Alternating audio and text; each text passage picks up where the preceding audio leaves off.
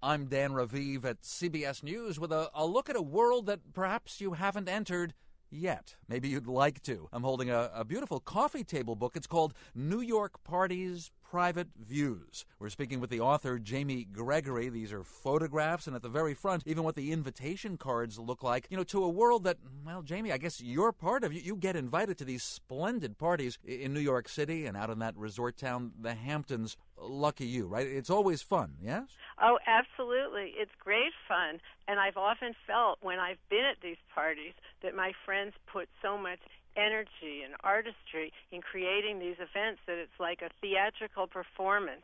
And it seemed to me a pity that these events were, done for such a limited audience. And I thought, wouldn't it be fun to make a document and to show others how people with taste and style entertain? And I saw myself as a little bit of Margaret Mead making a study of my natives, the natives I know so well. And I think it's important to see how people who have everything at their fingertips use the simplest things to have the best times. The simplest things, because I do have the impression going through the book that we are talking about wealthy hosts and hostesses, but it's not all about wealth. Not at all, because I think what's fun in my book is to see that these people don't entertain the way other people think they would. I think they're not afraid to mix high and low, and you'll see a hostess like Evelyn Lauder who isn't afraid to order napkin rings from Pottery Barn and charge her plates from Crate and Barrel and put them right down on her table with Baccarat and Christophe,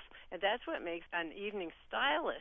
Or to see someone like the architect Campion Platt, who stops off with his wife at Walmart and picks up all kinds of decorations for their party, which is supposed to be a Saint-Tropez evening, but they buy ping-pong paddles, hula hoops, lanyards, and sunglasses, and they bring them home, and when the guests come to their loft, they're handed all these goodies, and I think everybody could do things like that. Here's what I want to know, especially if it has to do with the charger plates where you might be sitting there as a guest and you want to sneak a glance sort of, at the bottom of the plate to see what brand name it is. What do folks say if it turns out to be a cheap brand? Well, I can tell you that as long as it's pretty, I don't think anybody cares, and I want you to know that I've been at some very elegant parties with some fancy people, and I've seen them pick up the plate and peek on the bottom.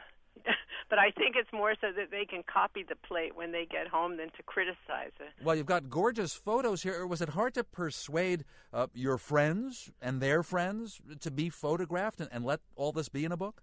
Well, I have to say that I was very flattered that they trusted me, and I told them that I was going to be like a fly on the wall and that this book was going to be different from any other book. It's almost like a reality TV show because I go to their home at 8 in the morning and follow them from the beginning of the preparation right until the end, and crazy things happened.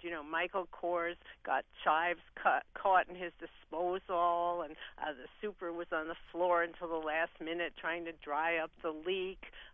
The power was cut off by Long Island Power and Light at my own dinner, and I was just praying that it went back on. And all of these parties show that things happen and that nothing is perfect and that a host or hostess has to sort of ride the wave and the party must go on. Now tell me this, Jamie, because you would know at any price point, at any income level, does entertaining entail a lot of work? Your book makes it look like you spend more than a whole day preparing. Well, not really, Dan, because if you look at my chapter which shows Tory Burch entertaining, she gives you a really great idea. She calls up and orders everything in from her favorite Greek restaurant, and I show in the book how she in 10 minutes takes everything out of the plastic containers but puts them on her own beautiful platters and plates that she's collected on her trips, and by the time her guests arrive, it looks as if she's worked all day, but she hasn't.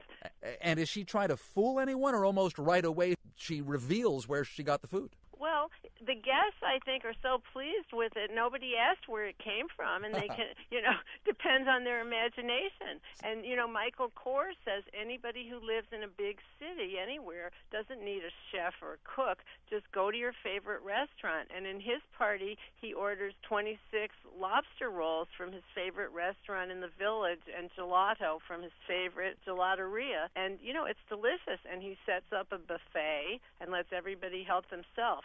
So I try to show there's no one way to throw a great party. So the real value in having a party, though your book is filled with, great photos that make everything look pretty and it's informative as well, what's the real value? That true friends get together and don't judge each other? I think, yes, and I think it's very important at every moment in time, especially in economic times like this, even since man first rubbed two sticks together around a fire, that people need to gather, to mark, to celebrate happy times together. And that's a profound human emotion, and that entertaining isn't frivolous. It's something right at the core of our being.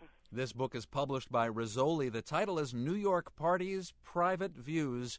Jamee Gregory is our insider, the author of this book. Jamee, thanks very much. Thank you, Dan. I'm Dan Raviv, CBS News.